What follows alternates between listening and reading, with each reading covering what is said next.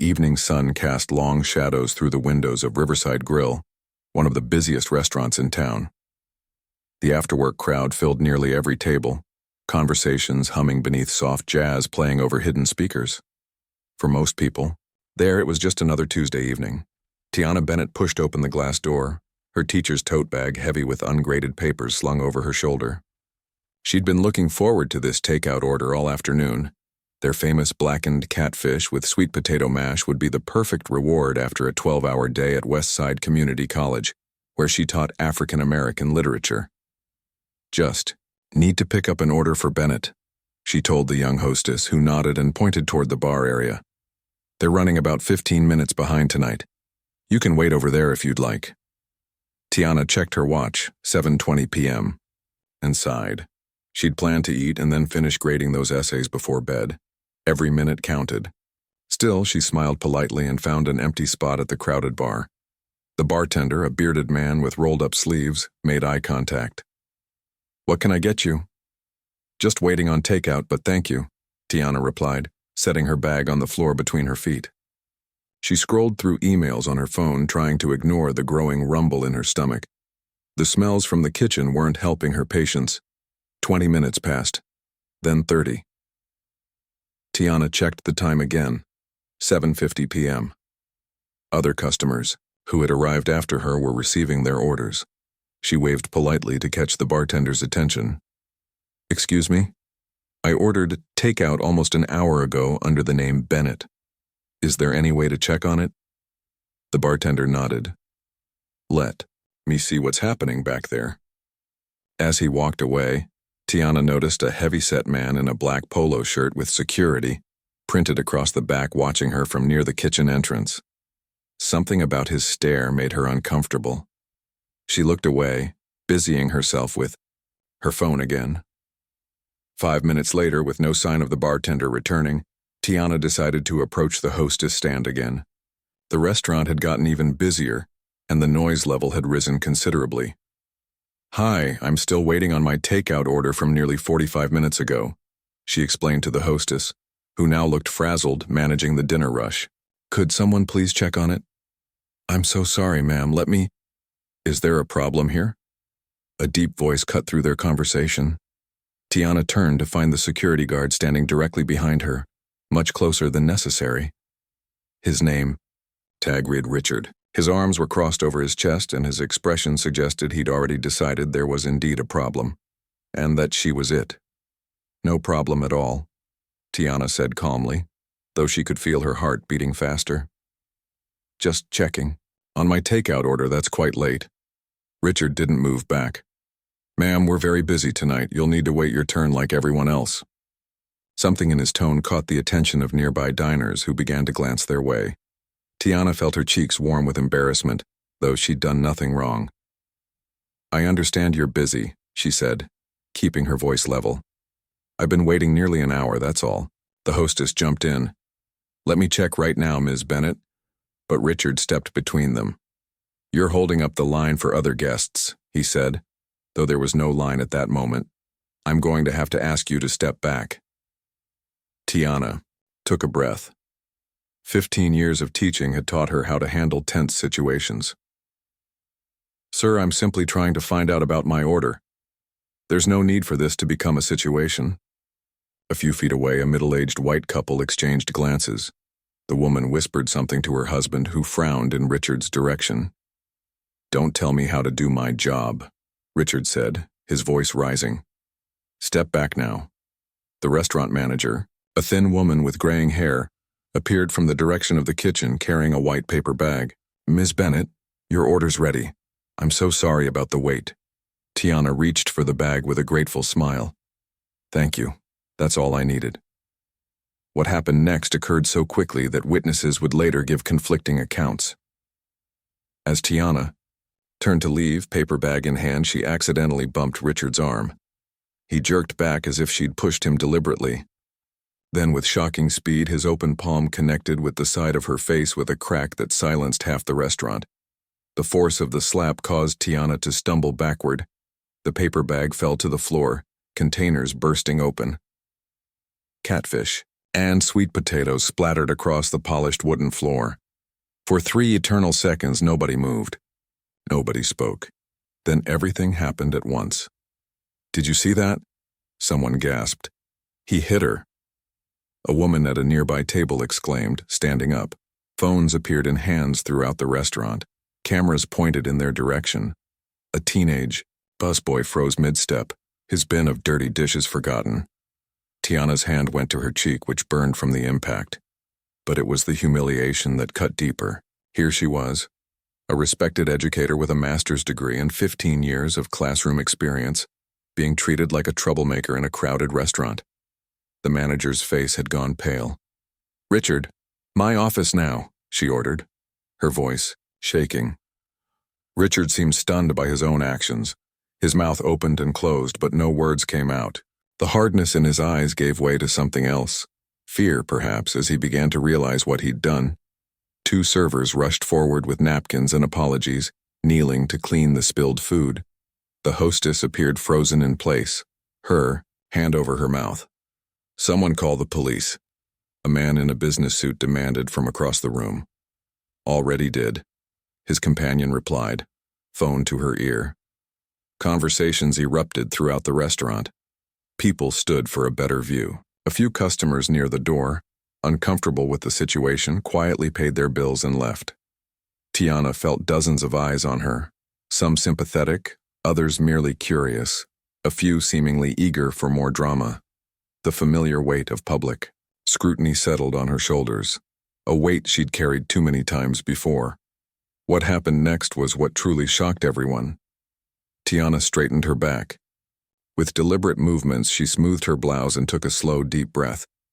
Then, instead of screaming or crying or storming out, all reactions that would have been completely justified, she pulled out an empty chair at a nearby table. "Like to sit down," she said, her voice carrying in the now hushed restaurant. "And I'd like to speak with the manager and with Richard." She gestured to the other chairs. "Privately would be better, but it seems we have an audience now, so this will have to do." The manager blinked in surprise. Richard, who had taken 2 steps toward the back office, stopped and turned. "You want to talk?" he asked incredulously. "After what I just did?" Tiana nodded. "Especially after what you just did." A server brought her a glass of water, which she accepted with a quiet, "Thank you." Her hand trembled slightly as she took a sip, the only visible sign of her distress. "Ma'am," the manager said, approaching cautiously, "the police are on their way. You don't have to do this." "I know," Tiana replied, "but I'm going to anyway." She looked directly at Richard. "Will you sit down, please?" Richard hesitated, looking to his manager for direction. The woman gave a small nod and he slowly pulled out a chair, sitting across from Tiana. The restaurant remained unusually quiet. Even the kitchen staff had emerged to watch. Phones continued to record. Whatever was about to happen, everyone knew it was important. Tiana folded her hands on the table. When she spoke, her voice was steady, though not loud. People leaned in to hear. "What happened here tonight isn't just about a late takeout order or a security guard who crossed a line," she began. "It's about something much bigger than that, and we have a choice right now about how we're going to handle it." Outside, sirens wailed in the distance, growing louder as they approached the restaurant. But inside, all attention was focused on the woman who, instead of responding to violence, with more of the same, had chosen a different path entirely. No one in that restaurant could have predicted what would happen next. But everyone there would remember this moment, the slap, the silence, and the unexpected calm of the woman who now controlled the room with nothing more than her dignity and her words. The police arrived within minutes, their blue and red lights flashing through the restaurant windows. 2 officers entered, a tall woman with her hair pulled back in a tight bun, and a shorter man with salt and pepper hair. They paused at the entrance, clearly surprised by the scene before them. Instead of chaos, they found a restaurant frozen in an unusual tableau. Tiana sat calmly at a table, facing Richard the security guard, whose face had drained of all color. The restaurant manager stood nearby, nervously twisting her hands. Around them, Dozens of diners remained in their seats, many still holding phones aloft to record what was happening. "Someone called about an assault?" the female officer asked, approaching the table. Several voices responded at once. The manager stepped forward. "Yes, officer. We had an incident." She gestured awkwardly toward Tiana and Richard. The male officer scanned the room, noting the phones. "Looks like whatever happened is all over social media by now." "It is," confirmed a young woman at a nearby table, not looking up from her screen. "Already got 300 shares." Tiana remained composed as she turned to address the officers. "My name is Tiana Bennett. I'm a professor at Westside Community College." She gestured toward Richard. "This man slapped me after a misunderstanding about my takeout order." Richard stared at the table, saying nothing. "Ma'am, are you injured?" the female officer asked, moving closer to examine Tiana's face, which showed a faint red mark. "I'm fine physically," Tiana replied. "But before you take any action, I'd like to continue the conversation we were about to have." The officers exchanged glances. "Ms. Bennett," the male officer began, "if you're making a formal complaint, we need to—" "I understand," Tiana interrupted gently. "And I haven't decided yet what I want to do formally. But right now, I'd like 10 minutes to speak with this man. You're welcome to stay and listen." The restaurant manager looked relieved. "We have a private office in the back if that would be better." Tiana shook her head. "No, this happened publicly. The conversation should happen publicly too." She looked around the room. "If that's all right with everyone else who came here just trying to have dinner." A murmur of assent rippled through the restaurant. No one seemed eager to leave before seeing how this unusual situation would unfold. The female officer nodded slowly. "All right, we'll stand by." She and her partner moved a few steps back but remained watchful. Tiana turned her attention back to Richard, who still hadn't looked up. "Can you tell me why you slapped me?" she asked, her voice quiet but clear enough for nearby tables to hear. Richard finally raised his eyes. His face showed a mixture of shame and defensiveness. "I shouldn't have done that," he said stiffly. "I lost my temper." "That's not what I asked," Tiana replied. "I asked why. What were you thinking in that moment?" Richard shifted uncomfortably in his seat. The entire restaurant seemed to hold its breath. "You were causing a disturbance," he muttered. A few people at nearby tables made sounds of disagreement, but Tiana held up her hand. "Was I? What did that look like to you?" she pressed. Richard's jaw tightened. "You were complaining, holding up the line, making the hostess uncomfortable." "I see," Tiana said. "And if I had been a different person, perhaps not a black woman, would you have seen it the same way?" The question hung in the air. Richard's eyes darted around the room, perhaps looking for an escape route that didn't exist. "I don't know what you mean," he said finally. "I think you do," Tiana replied. She leaned forward slightly. "Before tonight, have you ever put your hands on someone at this job?" Richard hesitated, then shook his head. "So why tonight? Why me?" His silence was answer enough for everyone listening. Tiana took a deep breath.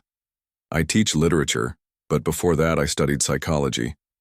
Do you know what implicit bias is, Richard?" He shook his head again. "It's the unconscious attitudes or stereotypes that affect our understanding, actions, and decisions," she explained. "We all have them. But when you work in security or law enforcement or education, any position of authority, those biases can have serious consequences." The restaurant remained silent.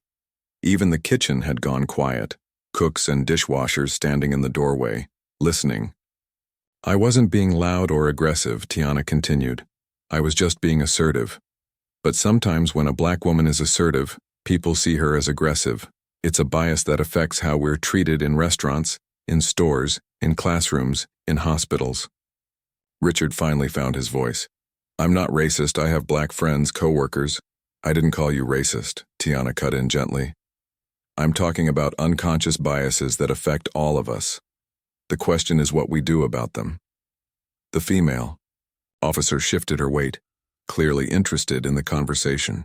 Her partner was taking notes. "What happened tonight was wrong," Tiana said. "You put your hands on me in anger. That's assault, legally speaking, and it happened because you made assumptions about who I am and how I should behave." She paused, looking around the restaurant. "But I made assumptions too. I assumed I'd be treated with respect when I came in here. I assumed my time was as valuable as anyone else's. I assumed I could ask a simple question without being seen as a problem." An older woman at a corner table nodded vigorously, her own eyes glistening with tears. "So where do we go from here?" Tiana asked, turning back to Richard. Richard looked genuinely confused. "What do you mean? I'm going to get fired. Probably arrested. My life is over." "Is that what you want to happen?" Tiana asked. The question seemed to surprise everyone, including the officers. "Of course not," Richard replied. "But it doesn't matter what I want, you have every right to press charges." "I do," Tiana agreed. "But justice can take many forms." She glanced at the officers before continuing. "What if there was a different way forward? One that actually addresses the real problem instead of just punishing you and changing nothing else?" The restaurant manager stepped closer. "What are you suggesting, Ms. Bennett?" Tiana looked thoughtful. "I don't know yet exactly, but I know that sending Richard to jail or firing him won't fix the bigger issues. It won't help the next black woman who walks into this restaurant, or any restaurant." She turned to Richard. "Tell me about your training. As a security guard, what were you taught about de-escalation? About recognizing bias?" Richard blinked, clearly not expecting this question. We had a 3-day course, basic stuff, mostly about physical security, checking IDs, what to do if someone's drunk or violent. Nothing about bias, cultural sensitivity, conflict resolution without force." "Not really, no." Tiana nodded as if she'd expected this answer. "And how long have you worked in security?" "About 8 years. Any additional training in that time?" Richard shook his head. Tiana turned to the restaurant manager. "And your establishment? Do you provide any training to your staff about handling diverse customers? About recognizing when situations might be affected by bias?" The manager looked uncomfortable. "We have standard customer service training, but nothing specifically about that." "I see." Tiana was quiet for a moment, thinking. The entire restaurant waited. Finally, she turned to the officers. "I'd like to make a proposal. Instead of pressing charges right now, I'd like to work with this restaurant, and with Richard, if he's willing, to create something positive from this situation." The female officer raised an eyebrow. "What did you have in mind?" "A program. Training for security personnel and restaurant staff across the city. About bias, de-escalation, cultural awareness. The things Richard and others like him never got taught." She looked at Richard directly. "And I'd want you to be part of developing it, to share your perspective, to help make sure what happened tonight doesn't happen to someone else." Richard stared at her in disbelief. "You want me to help you? After what I did?" "Especially after what you did," Tiana replied. "Because you know exactly how things can go wrong." The restaurant had gone completely silent again. Even the sounds of utensils against plates had stopped as everyone listened intently. The manager spoke up. "Our company would be willing to fund something like that. As part of making this right," the male officer closed his notebook. "Ms. Bennett, this is unusual. We still need to take a formal statement from you and any witnesses. And Mr. He looked at Richard. "Richard Dawson," the security guard supplied. "Mr. Dawson would still be facing potential charges. That decision ultimately rests with the district attorney's office." "I understand," Tiana said, "and I'll cooperate fully with your investigation. But I want my wishes as the victim to be taken into account. And what I wish for is not punishment, but change." She stood up slowly, retrieving her bag from where it had fallen beside the spilled food, which had now been cleaned up. "I'm going to leave my contact information with the manager, and with you officers. Richard, I expect you'll be suspended while this is sorted out, but I hope you'll think about my offer." Richard nodded wordlessly, still looking stunned. As Tiana prepared to leave, an elderly man at a nearby table stood up and began to applaud. Slowly, others joined in until most of the restaurant was clapping. Someone whispered, "That's the most incredible thing I've ever seen." Tiana acknowledged the applause with a small nod, but her expression remained serious. "Thank you. But please understand, this isn't over. It's just beginning. Real change takes more than one conversation." As she walked toward the door, the manager hurried after her. "Ms. Bennett, wait. Let us make you a fresh order, on the house, of course." Tiana smiled for the first time that evening. "Thank you, but I've lost my appetite. I'll be back, though. We have work to do." With that, she stepped out into the night, leaving behind a restaurant full of people who had witnessed something none of them would ever forget. The rare sight of someone choosing a harder path than revenge, but a better one than silence. By 7 o'clock the next morning, Tiana's phone wouldn't stop buzzing.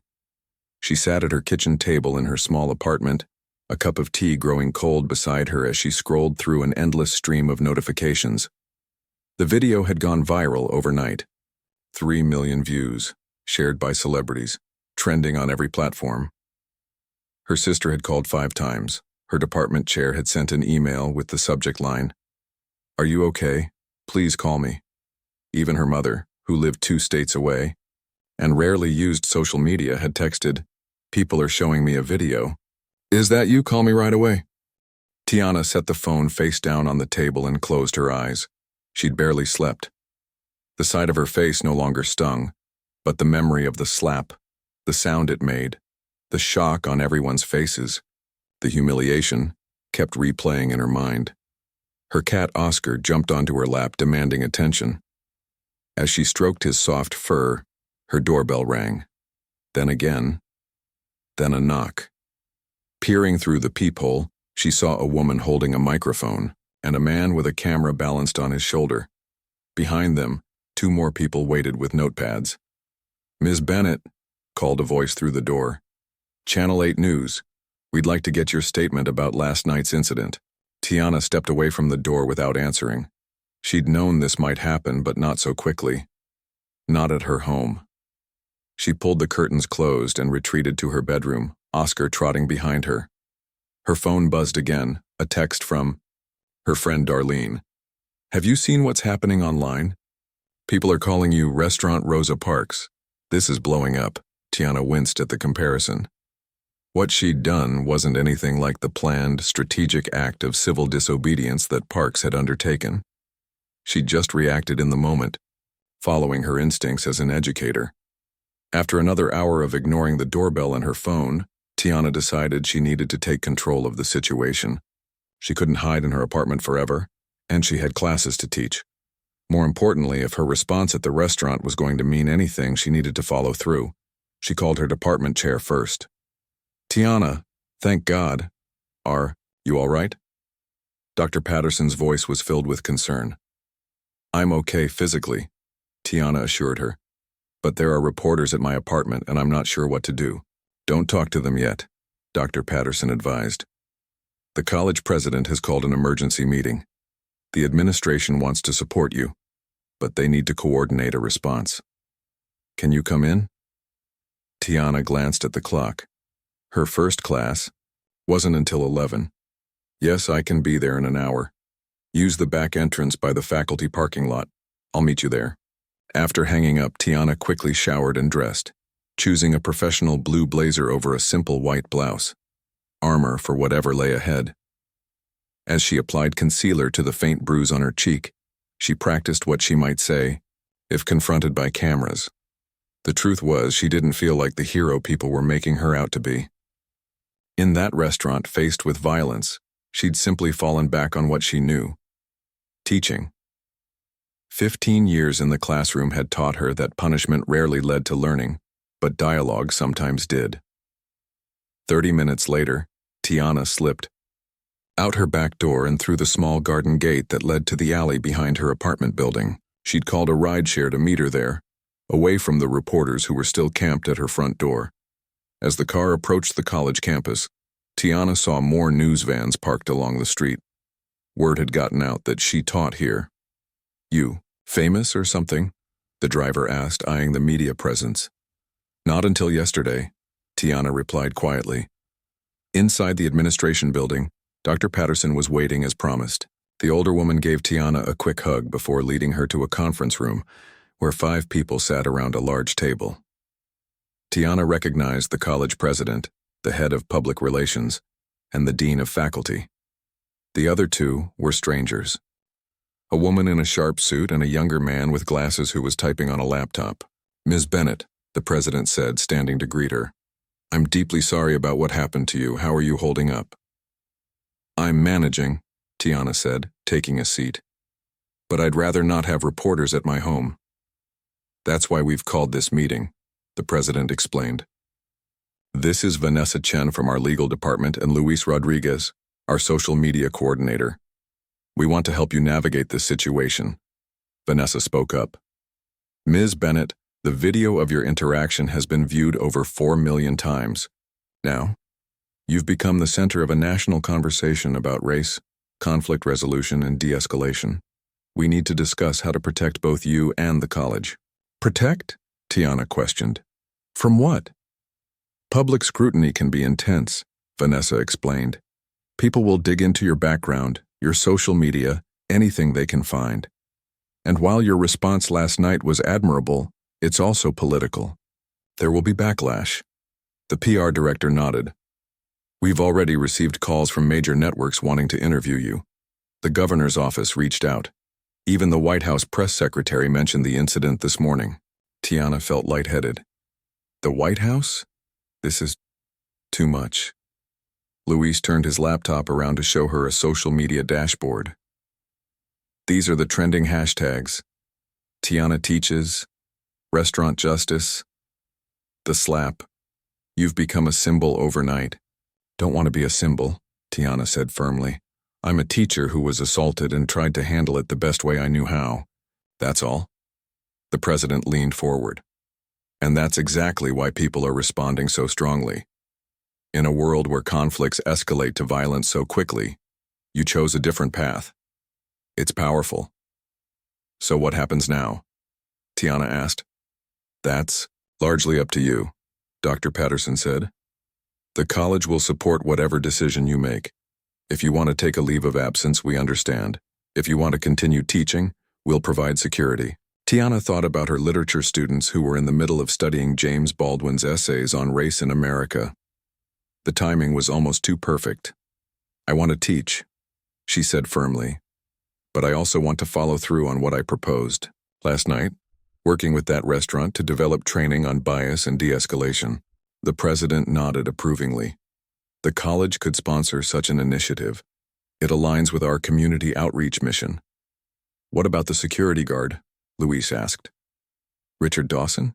Have you heard anything about him?" Tiana shook her head. "Not since last night." "He's been fired," Vanessa said, checking her phone.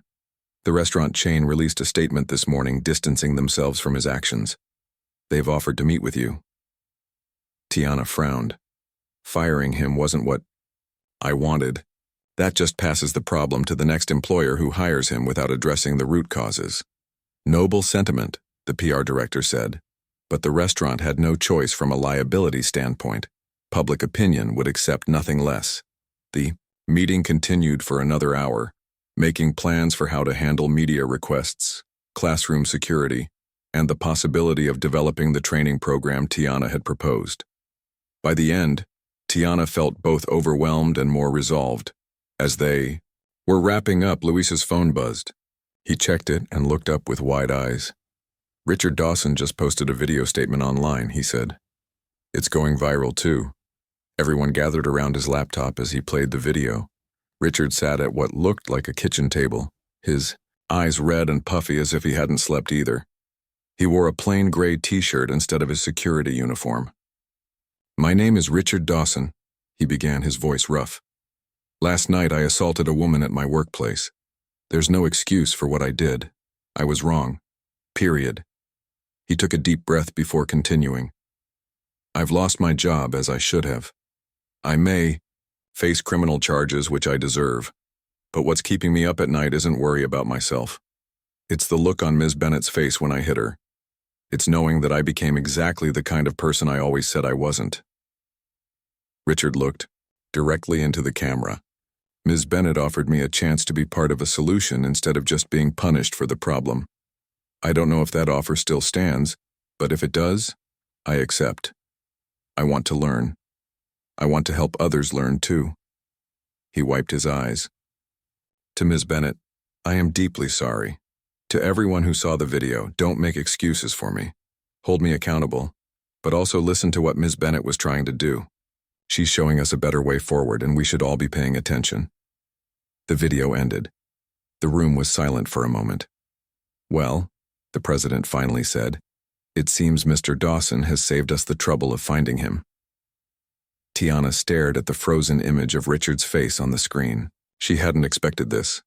A public admission, an apology without qualifiers, an acceptance of her offer. I should talk to him, she said. Vanessa looked alarmed. I wouldn't advise that, not without legal representation present. This isn't about legal strategy, Tiana replied. It's about following through. If he's sincere, and I think he is, then this is exactly what I was hoping for, a chance for real change. Dr. Patterson squeezed her shoulder supportively. What do you need from us? Tiana thought for a moment. A neutral space for a meeting, and some time to prepare my classes for the week. She stood up, suddenly feeling more confident than she had since the incident.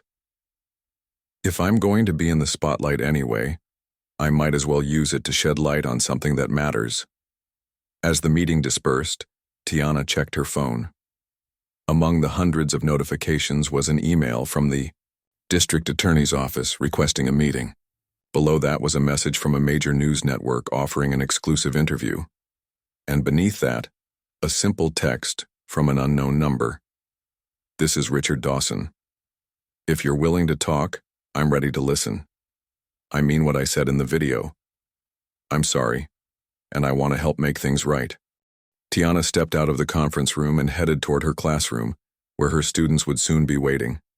The campus outside was buzzing with activity. Reporters, curious students, staff members trying to maintain order.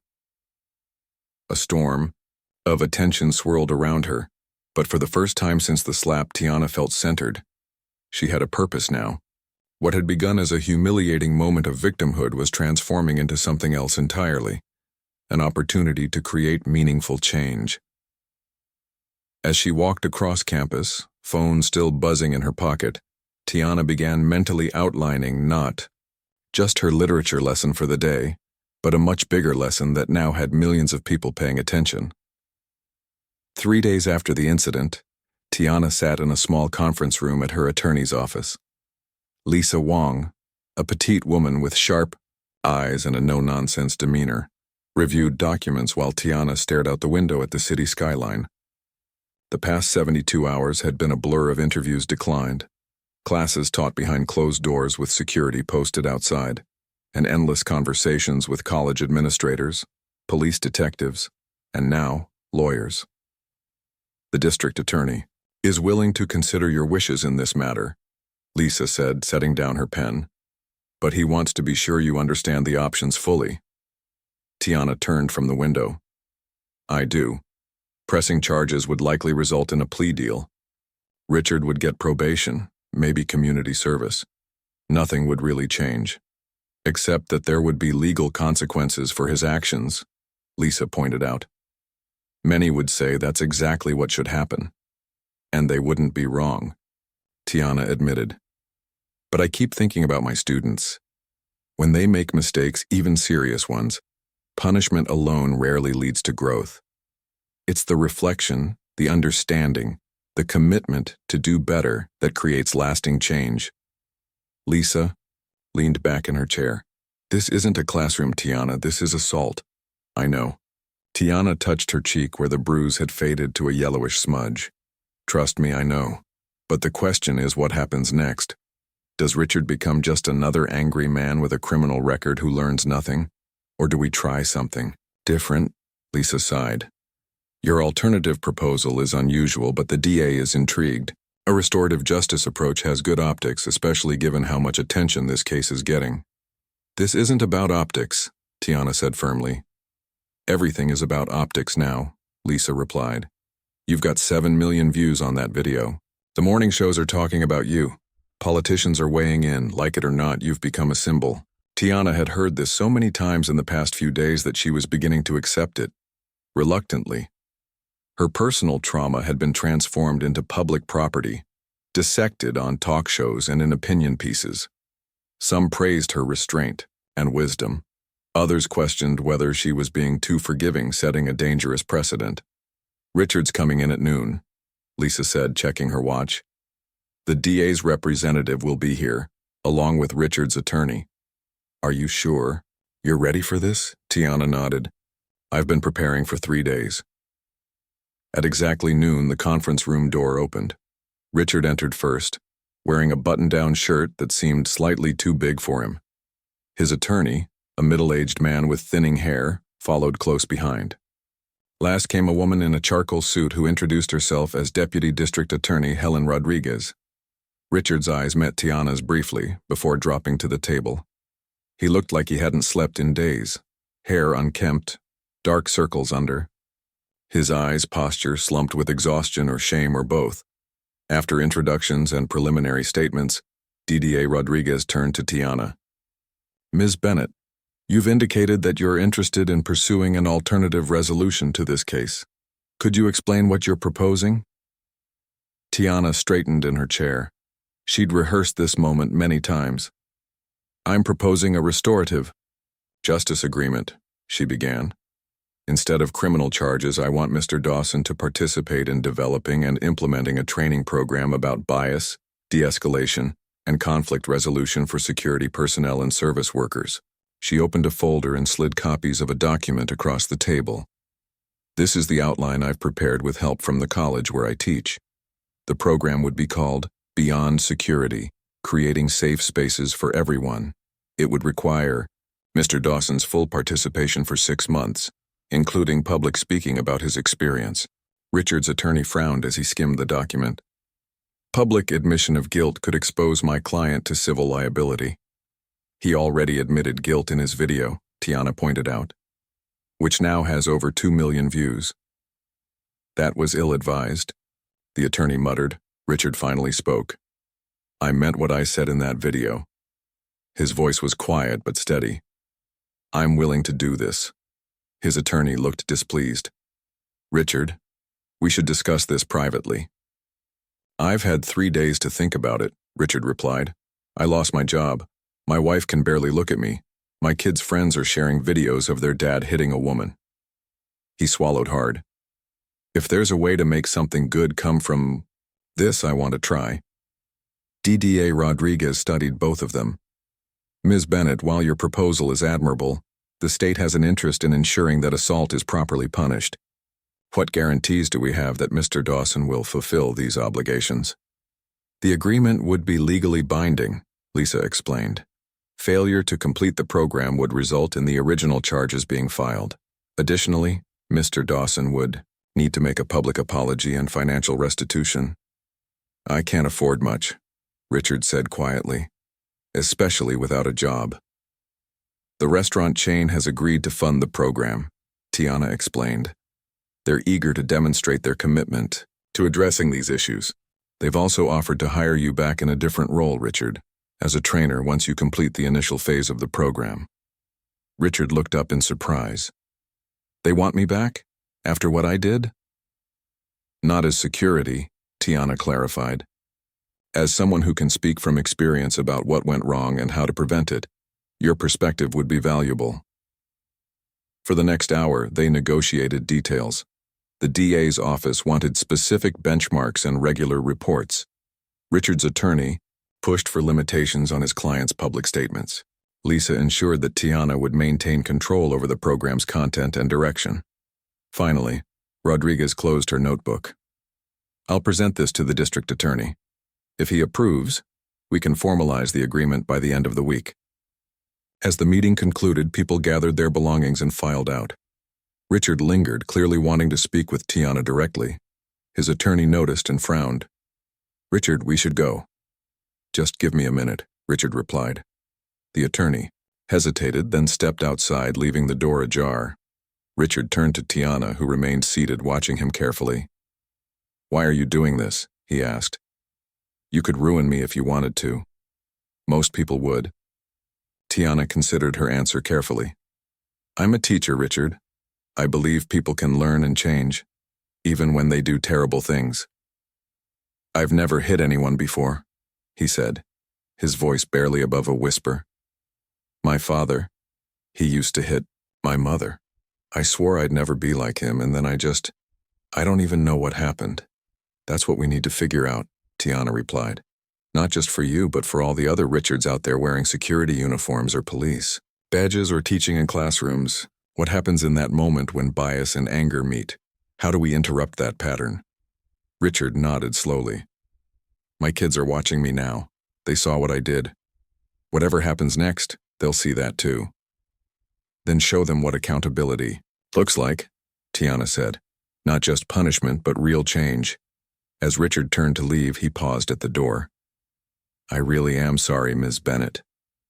"I know," Tiana said. "Now let's turn that sorry into something useful." After everyone had gone, Lisa returned to find Tiana still sitting at the conference table. "That went better than expected," the attorney said. "Rodriguez seems genuinely interested in the proposal. It doesn't hurt that her boss is up for re-election, and this could make him look progressive." Tiana sighed. "Politics again." "Always," Lisa agreed. "But in this case, it works in your favor." She sat down across from Tiana. "Are you still sure about this? It's not too late to change your mind. No one would blame you for wanting him prosecuted." "I'm sure," Tiana said. "But I'm also scared." "Of Richard?" "No." Tiana shook her head. "Of failing." "What if this program doesn't work? What if nothing changes? I've got millions of people watching now, expecting me to have all the answers." Lisa reached across the table and squeezed Tiana's hand. "You don't need all the answers. You just need to keep asking the right questions." 2 weeks later, Tiana stood at a podium in the conference center of Riverside Hotel, facing a room packed with journalists, community leaders, and curious onlookers. Behind her sat the president of her college, the CEO of the restaurant chain, the district attorney, and Richard Dawson. "Thank you all for coming," she began, trying to ignore the flashing cameras. "Today we're announcing the launch of the Beyond Security Initiative, a new program designed to address bias and conflict resolution in public spaces." She outlined the program: workshops for security personnel, training modules for service, industry workers, community forums for dialogue between law enforcement and citizens.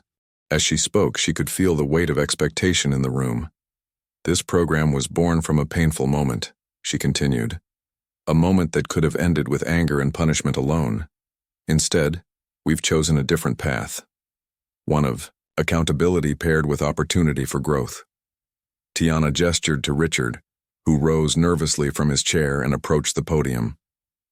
The room went completely silent. Everyone had seen the video. Everyone knew who he was. "My name is Richard Dawson," he said, his voice shaking slightly. 2 weeks ago, I assaulted Professor Bennett in a moment of anger that I will regret for the rest of my life. There's no excuse for what I did."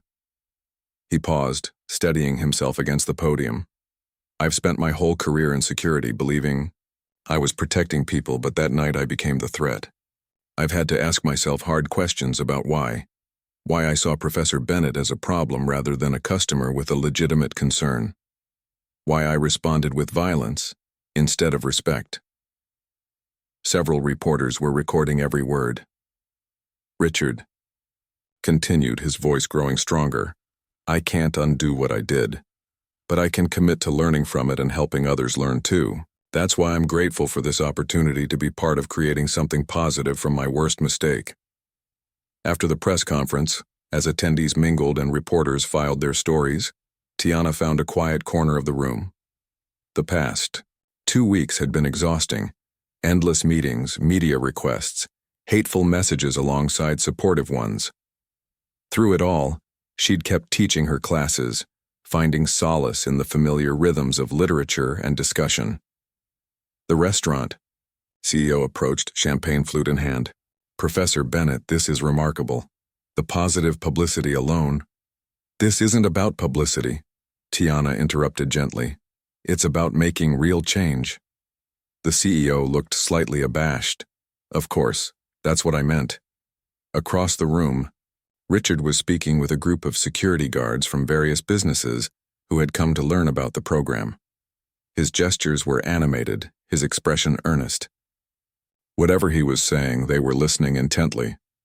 Tiana watched him, thinking about the long road ahead. The program was just beginning.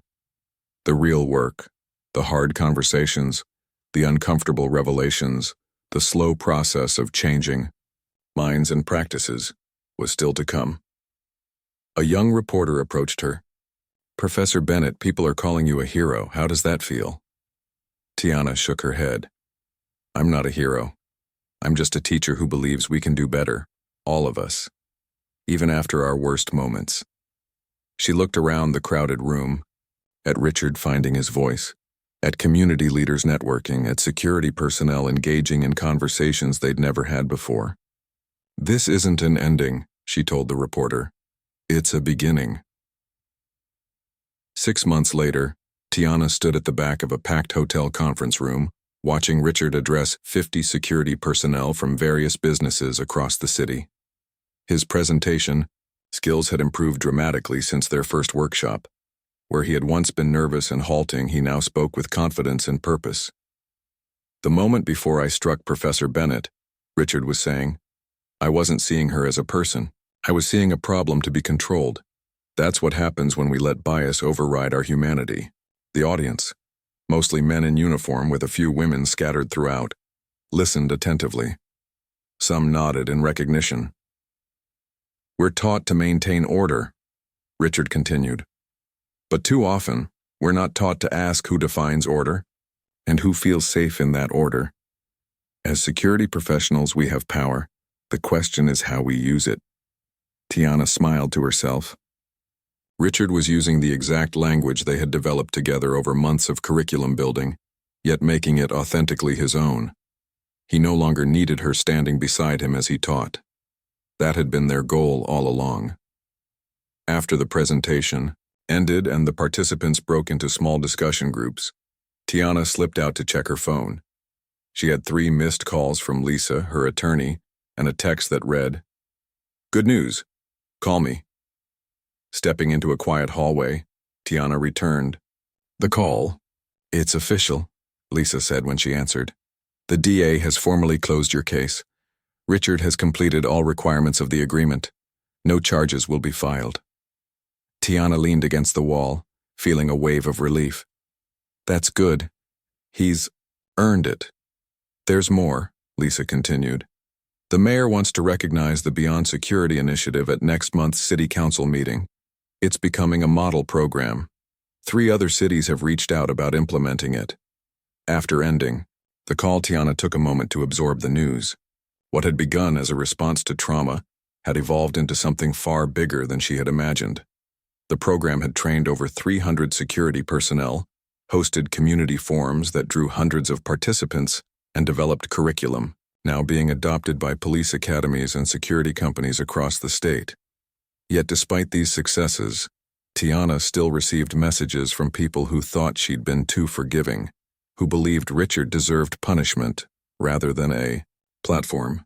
Others criticized her for not being radical enough, for working within systems they felt should be dismantled entirely. The weight of these contradictory expectations had been heavy. She returned to the conference room just as the session was ending. Participants were networking, exchanging cards, continuing discussions that had begun during the workshop.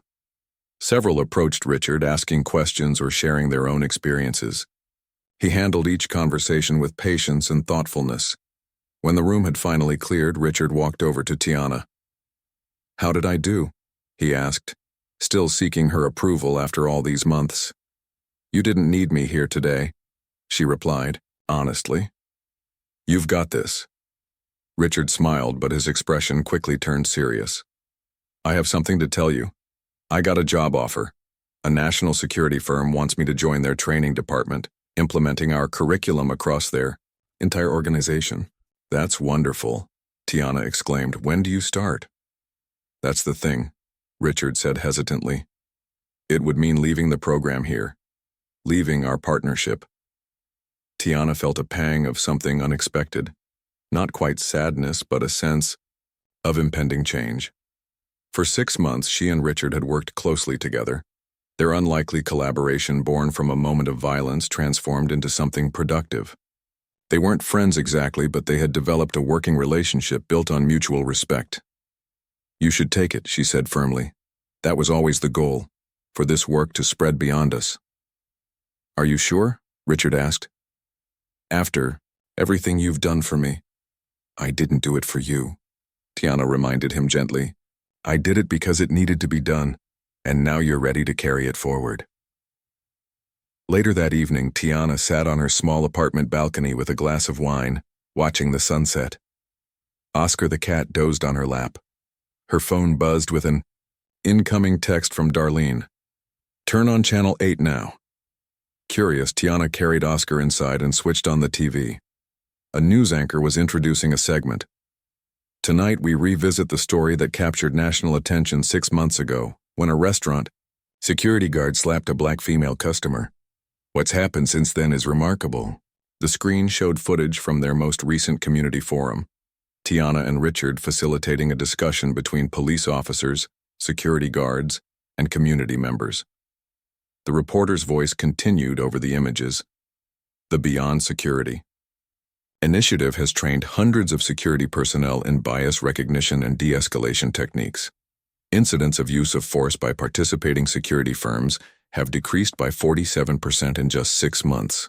The segment cut to interviews with program participants, including a young security guard who said, "Before this training, I never thought about how my own experiences shaped who I saw as a threat. Now I approach every situation differently." Tiana watched, amazed at how clinical it all seemed on television. Graphs showing declining incident rates, testimonials from business owners, clips of workshops and training sessions. None of it captured the real work, the difficult conversations, the moments of resistance, the small breakthroughs that had accumulated over months. The news segment ended with recent footage of Tiana and Richard standing together at a podium, receiving an award from the Chamber of Commerce. The anchor concluded, "A moment of violence transformed into a movement for change. Back to you, Tom." Tiana turned off the TV and returned to her balcony. Her phone was already filling with notifications from people who had seen the segment. 6 months ago, this kind of attention had overwhelmed her. Now she had learned to let it wash over her without disrupting her peace. The next morning, Tiana arrived at Riverside Grill for the first time since the incident. The restaurant had been renovated, new lighting, new seating arrangement, new artwork on the walls. But it was still recognizable as the place where everything had changed. The manager, Valerie, greeted her warmly. "Professor Bennett, thank you for coming. Everyone's excited to meet you." Tiana followed her to a private dining room where 20 staff members waited, servers, hosts, kitchen staff, and the 2 new security guards hired after Richard's departure. They looked nervous but eager. "Good morning," Tiana began. "Today we're starting a new phase of the Beyond Security initiative, training specifically designed for restaurant staff. You all work in an environment where people of different backgrounds come together over food and drink. That creates both challenges and opportunities." As she spoke, Tiana noticed a familiar face enter the room quietly and take a seat in the back. It was Richard, dressed in a suit she hadn't seen before, presumably for his new corporate job. "For the next part of our session," Tiana continued, "I've invited someone with a unique perspective to join us." She gestured to Richard. "Many of you know Richard Dawson. His actions in this very restaurant 6 months ago created a painful moment for everyone involved. Today he's here to help ensure that moment leads to lasting change." Richard stood and walked to the front of the room. The staff watched him with expressions ranging from curiosity to wariness. 6 months ago, I made a terrible mistake in this restaurant," he began. "I hurt someone who had done nothing wrong. I abused my authority. And I damaged the reputation of this business and everyone who works here." He paused, looking around the room. "I can't undo what I did." But together with Professor Bennett, I've tried to create something meaningful from that mistake. Today is part of that effort. For the next 2 hours, Tiana and Richard led the staff through exercises and discussions about creating welcoming spaces for diverse customers, recognizing bias in customer service, and de-escalating potential conflicts. The staff gradually warmed up, sharing their own experiences and challenges. During a break, Richard approached Tiana. "I start the new job next week. I'll be based in Chicago." "You're ready," Tiana assured him. "Just remember to keep doing your own work even as you teach others." Richard nodded. "I want you to know something. My daughter, she's 15 now. She told me last week that she's proud of me. Not for what I did that night, obviously, but for what I've done since." His voice caught slightly. I didn't think I'd ever hear her say that again. Tiana felt a complex mix of emotions. Richard wasn't a friend, and she hadn't forgiven him out of personal affection, but she recognized and respected the work he had done to transform himself. "Keep making her proud," she said simply. After the training session ended, Tiana remained behind as the staff returned to their duties. She walked slowly through the restaurant, finally stopping at the exact spot where the incident had occurred. The physical space had been redesigned. The hostess stand moved, the lighting improved, the layout more open. Yet she could still picture exactly how it had happened. Valerie approached hesitantly. "Is it difficult being back here?" Tiana considered the question. Yes and no. This spot will always hold a difficult memory, but now it holds something else too, the beginning of work that's helping a lot of people. As she prepared to leave, Tiana noticed a small plaque newly installed near the entrance. It read, "Riverside Grill is committed to creating a safe and welcoming space for all. Our staff receives ongoing training in cultural awareness and conflict resolution. We are proud participants in the Beyond Security initiative." Outside, the afternoon sun was bright. Tiana checked her watch. Just enough time to get to campus for her afternoon class. Her students were studying Audre Lorde's essays on transforming silence into language and action. The timing seemed perfect. Her phone buzzed with a text from the college president. "CNN wants to interview you about the program's national expansion. Are you interested?" Tiana thought about it as she walked to her car. The media attention had been useful for spreading the program, but it had never been about publicity for her. It had been about creating change that would outlast a viral video or a news cycle. She texted back, "Yes, but only if Richard can join. This has always been about partnership, not personality." As she drove toward campus, Tiana reflected on the past 6 months. The slap that had once defined her in the public eye was now just one chapter in a longer story, a story about what happens when people choose to transform harm into healing, when they refuse to let a moment of violence have the final word. It wasn't a perfect ending. There was still so much work to be done, but it was a beginning that continued to ripple outward, touching lives far beyond that restaurant on that night, creating possibilities that no one, not Tiana, not Richard, not the millions who had watched the video, could have imagined.